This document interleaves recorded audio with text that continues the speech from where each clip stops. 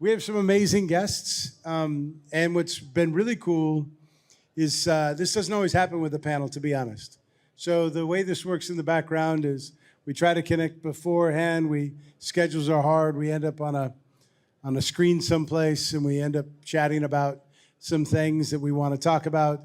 I'm kind of scared and excited at the same time, but it's a really unique panel of individuals that I'm going to let introduce themselves here in a moment. But we get a chance to talk about sort of a really interesting topic that sort of sits out at the edges, if you will, a little bit, I think. And, we talk a lot about AI trust and safety. We spend a lot of time talking about transparency and data and who's who in the zoo. But I love this topic because, how can we think about it from an optimistic perspective? How can we actually meaningfully impact the world through AI? What did you do on your last birthday? That'll be the little fun question there. Yeah. So, first of all, happy Valentine's Day, guys. I hope you have got plans with your husbands, wives, girlfriends, boyfriends, or both if you've got a husband and a wife and a girlfriend and a boyfriend. And thanks for being here. Thanks for taking your trouble. So I'm Aaron Kalvani. I'll answer the question first, and then I'll introduce myself after the question. What did I do on my last birthday? It's a shock to me that you're going to change the order of things. So Marco, who I've just met recently on the panel, is Italian, and he said to me, "Oh, you must go to the Dolomites, which are the Dolomiti Mountains." So my last birthday, my wife had bought me a helicopter trip landing on the tops of all the mountain tops in the Dolomites. And it was my 50th birthday, so it was a special one. So that's what I did. So I'll introduce myself I didn't later. get the invitation. Did any of you? No? Okay. Marco, what did you do on your last birthday? Same. In my case, it was a little bit lower. I did the same stuff. I went to the mountain, but just walking with the friends, and that it was a kind of surprise of my wife that in a very high place in the mountain, I met all my friends there. It was very cool. Yeah. I guess I got a birthday cake. It was just a slice. Okay. Well, we'll get you a Valentine present today. There we Okay, go. that'd be great. Yeah. But I think each of you sort of skipped over your roles in your organization. So let's go back through that so everybody understands why. We've got titles up there, but share a little bit more. Yes. Aaron? Hi. So, yeah, my name's Aaron Kalvani. I thought that's quite a generic title up there, which just says AI advisor. I've been in the IT industry coming up to 30 years, mainly around AI, then machine learning, and then, as we all know today, generative AI. I've written books on the subject. I work for 5 organizations globally. One is the United Nations. The other I work with NATO. I work with the European Union, and I also work within the private sector. I've spoken in over 50 countries globally now on the subject of generative AI, both ethically, on the frameworks, policy making, that's generally what we discuss at the United Nations, and obviously the technology. So you asked me who I am. I'll ask you a question first. Can you guys pay attention, raise your left hand if you're technical, like this young lady here, or your right hand if you're more commercial? So left hand if you're technical. So we've got 1, 2, 3, 4, 5, 6, 7, 8, 9, 10.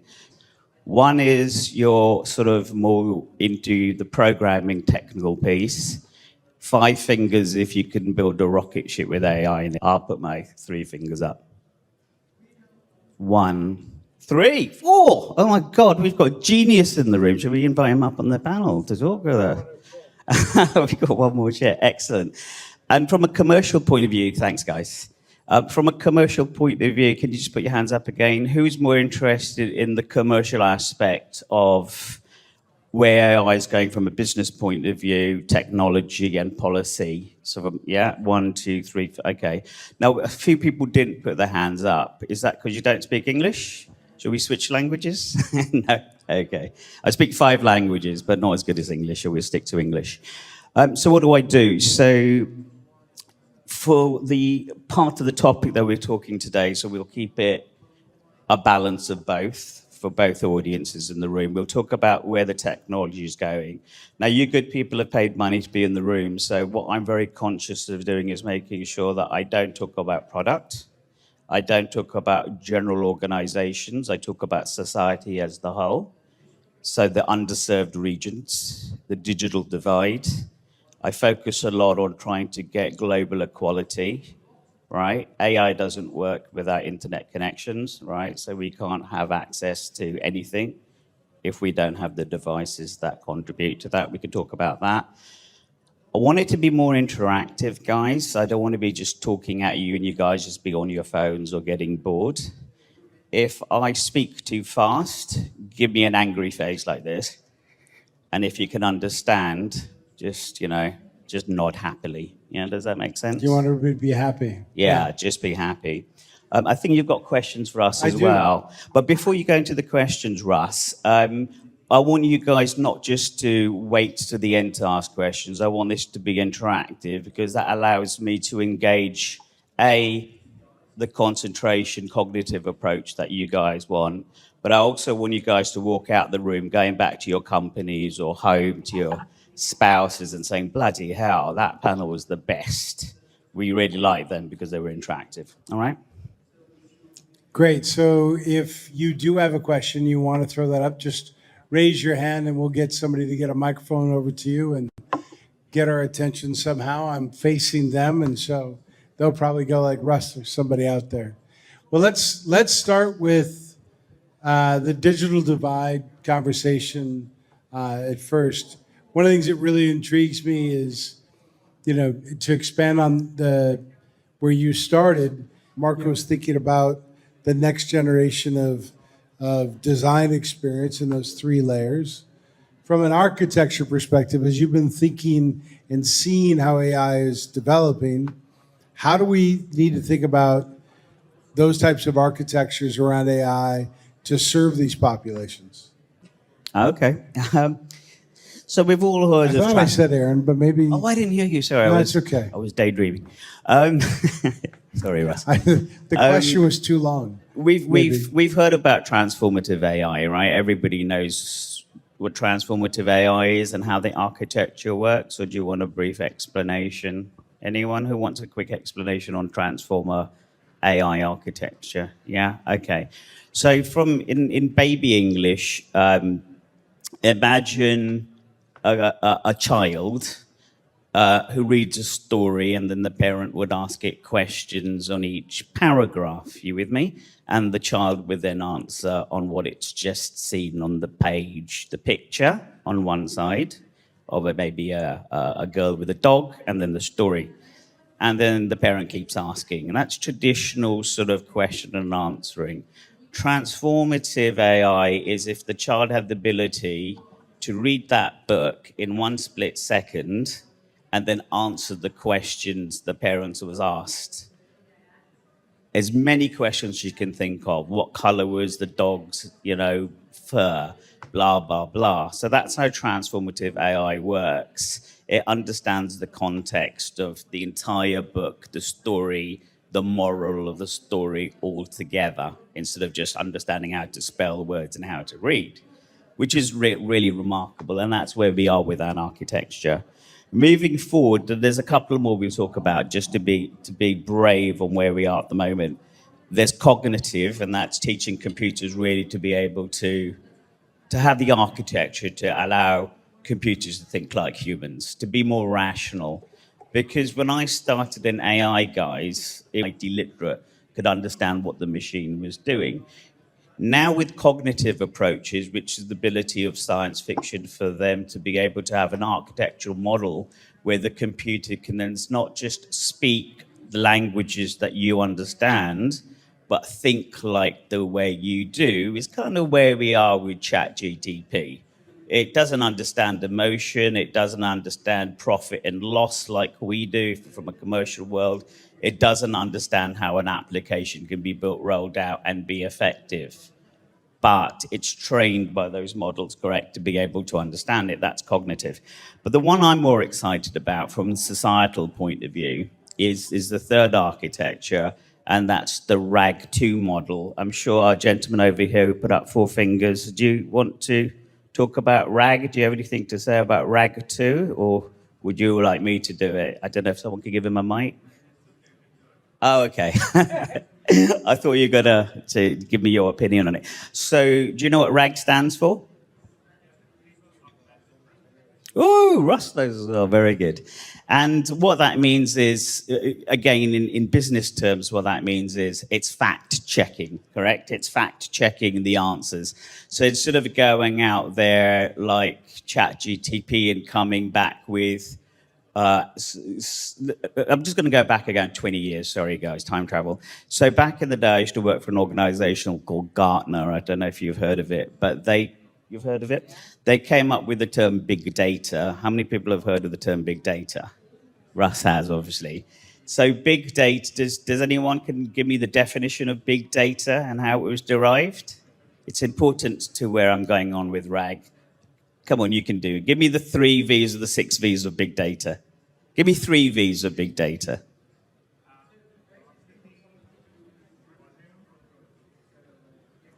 This is the 4th one.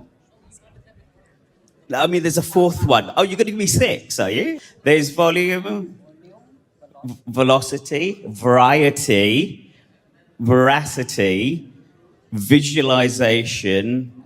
The 6th one, but that's more commercial and that's basically understanding the data. But visualization is so that humans can understand it.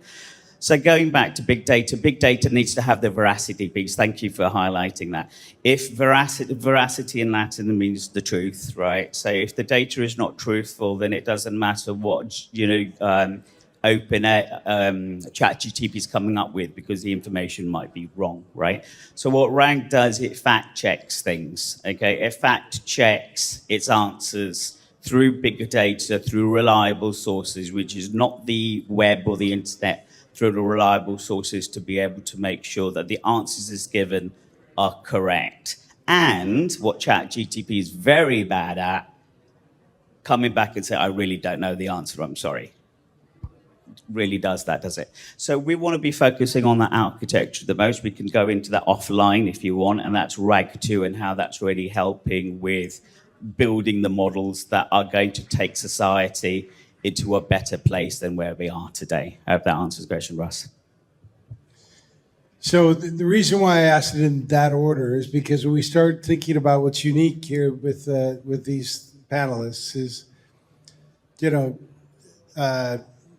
seeing the past and now where we are, and you talked about what you're very excited about. We are in a space where we're built on top of these new architectures. Help us maybe concretely see what vision you're seeing about what's possible around bringing good through AI. So one thing that we noted from AI is that, as we all know, it kind of like is premised on data capabilities and neural language processing into the space of LLM, and therefore it trains the model to be able to understand the nuances that is actually more associated with that side of the world. More developed countries, we have all these www websites to train all this data on, and so the digital divide, the gap is significantly greater than would just normally exist, and so something I hadn't thought of. So sorry, I had a brain moment, so I wanted to share my brain moment. So, Yeah. What's your question? Thank you for sharing a use case. I love the specificity of that. And it was also on that same LLM that you're doing the specific in the Malaysia and getting the colloquial language. And then it sparked a question, which is often we find these LLMs are picking up our social structures, good or bad. I do not know anything about Malaysia, but what are your thoughts on how going about this process is going to pick up things that you do or don't want when you go out into kind of the natural cultural hierarchies and systems that might be present? I'm just curious how you might go about that. It's a great process. question. Right now, the way Malam is being developed is actually more on an kind of like open source basis. The people, the scientists that work on it is actually on a voluntary basis. We are aware of hallucinations. We are aware of biases. And therefore, there's always fact checking going on with that particular community. They kind of like self correct each other. Marco, okay, so we jumped through a few things, and I spent a little bit of time with you, so I think your brain's probably button on my phone. The transformative concept of a user experience that is not driven by what we've become so used to and is confined based upon my selection point is really big. But so Aaron, let's get back to now. If let's follow the bouncy ball. We're building architectures. We have new data models.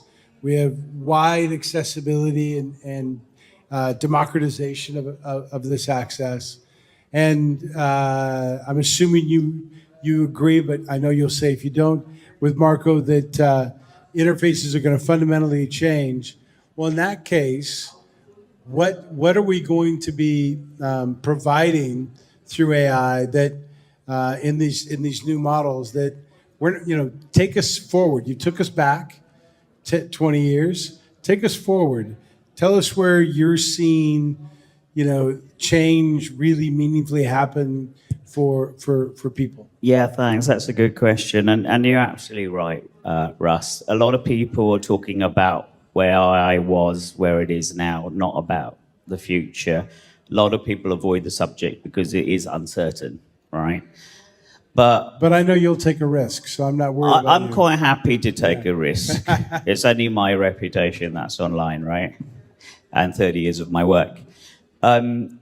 Multimodal AI fusion. Have you guys heard of that?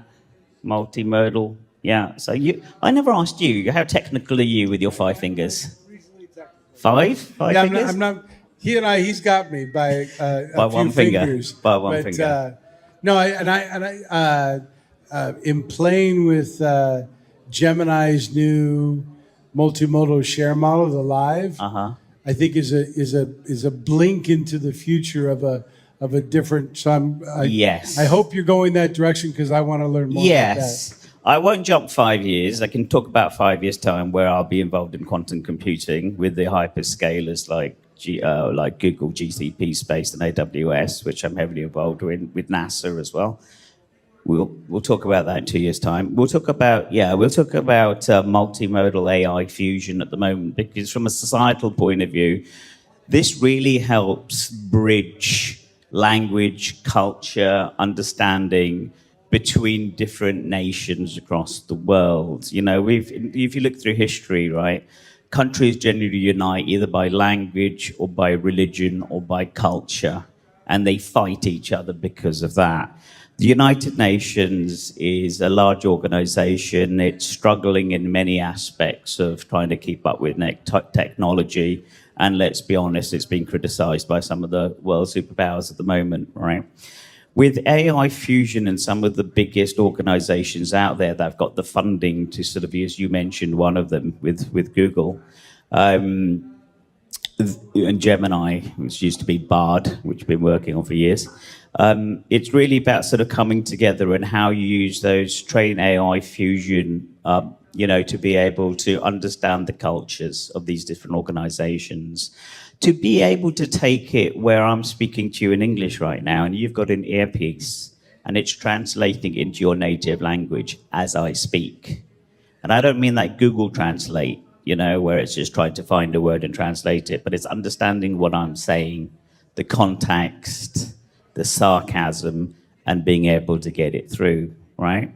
So there's no real misunderstanding when it comes to culture and religion. From an educational point of view, I've been building things called meta-humans for 15 years on the Unreal Engine, where the real funding actually came from online gaming and video games. The Unreal Engine is, I don't know if you know the Unreal Engine, but it's the platform that your children are playing their video games on. Things like Fortnite, you've all heard of Fortnite, right? The AI engine in Fortnite is so far ahead, right, from the organizations that develop it than in the commercial space. It's incredible. So a lot of that technology comes into education as well, so we can start training our children on AI within the fusion world of AI. So fusion, again, just breaking it down for the business people, is understanding text in any language, pictures, photographs, and voice, sound, movies. So initially, computers work in binary, okay, ones and zeros, on and off, magnet on, magnet off, power on, power off, ones and zeros.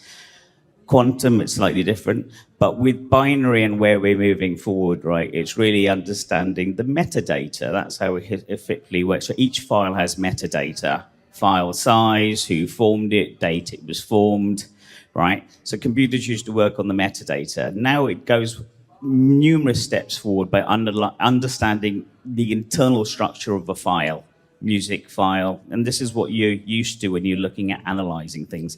So what it does, what the technology is going to be doing in the next couple of years, to answer your question, is really looking at that multimedia model, multimodal model, in the sense that if you need to educate somebody who's, deaf, and they only understand sign language, how easy would it be for a brand new book publication to be uploaded into an application and then automatically getting a metahuman or an avatar or something to be able to do the sign language for that child. So the child is now not restricted to being educated by the books that are only available to him. Now the entire library in any language, in any context, in any newspaper is now available to that deaf child. So just put that user case across any disability, any other disadvantage, right?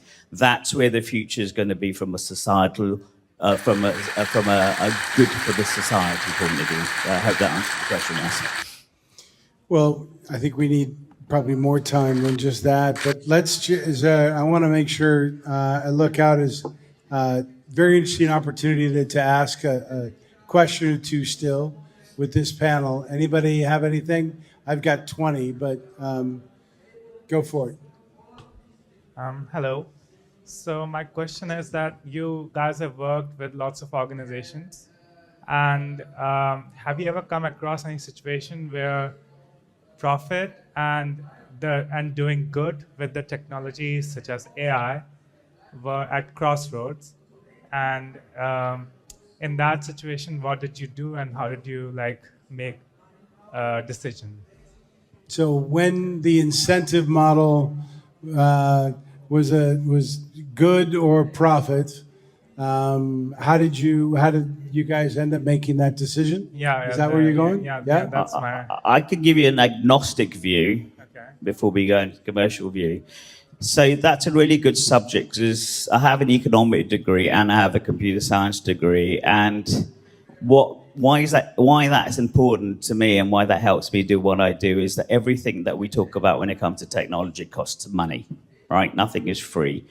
Now, from a private point of view, we have return on investment models. As you obviously know, you invest in a technology, either it's a nice to have or it's a must have. It's a nice to have, you need an ROI model to find out where you go to finance and you ask for the money, et cetera, depending on the organization. From a public sector point of view, and a quick question, how many of you are from public sector as opposed to private sector? Wow, okay, wow, we've got quite a lot of people in public sector. So public sector, the money is public money, right? It's taxpayers' monies, it's the government's monies where it makes models. So your question is good because it comes up in any conversation. If it's the United Nations, if it's a small county council in the United Kingdom, or if it is a big multinational organization or even a startup, right? The money has to come from somewhere. So it works in the same way as you would be if your child asked you for some money to buy something, right? You know, do I buy my child an ice cream? I know it's bad for him. It's going to probably, you know, cost me money, etc. But I'll buy it for him to make him happy, right? Or if my other son asks me for investing £30 in an application like Duolingo to help him learn a language, then at the same time I'm thinking that's a benefit. So you just take that same mentality, regardless of how big an organization is. Of course, there's bureaucracies, there's red tape involved in these sort of things, right? But if you're a commercial focused company, and of course there's no better organization than Boston Consultancy Group to talk about that, right? Then you go down on the ROI model. It doesn't mean there isn't shadow IT. That doesn't mean that people aren't buying applications that aren't required in the commercial space. But everybody has a motive to do that within what those various departments may be, HR, finance, legal.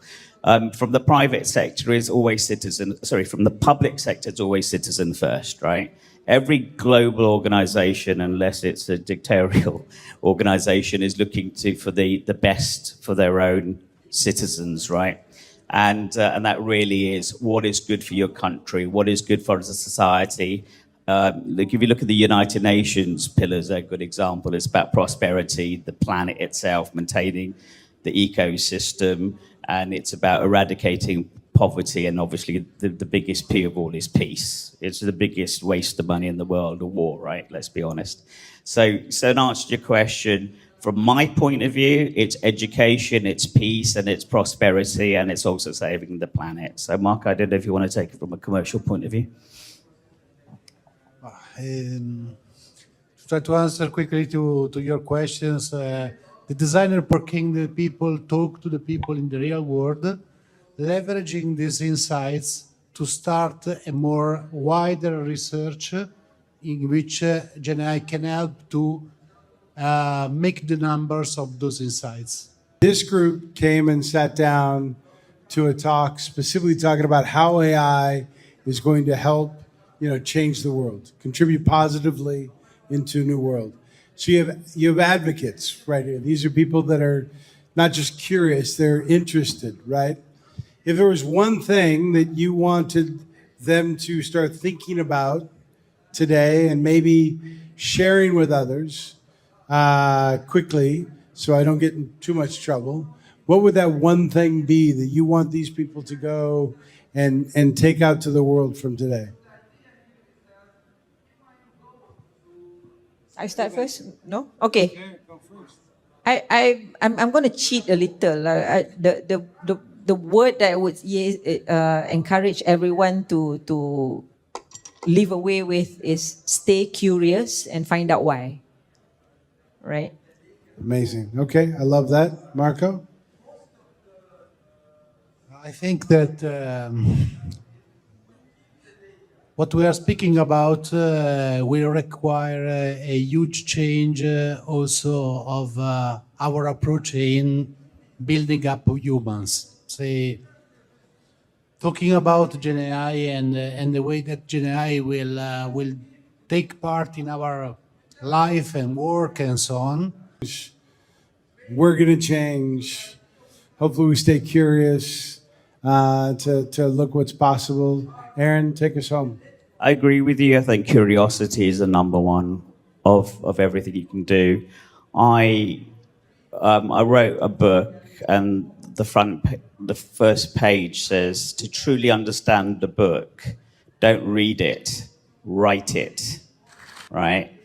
Become hands-on with what you want to know about. Become a subject expert by being on the ground and talking to people and doing it for yourself, right? And that's the way you can be integrated in your subject of passion, right? So be curious enough to be involved. You get your hands dirty with AI.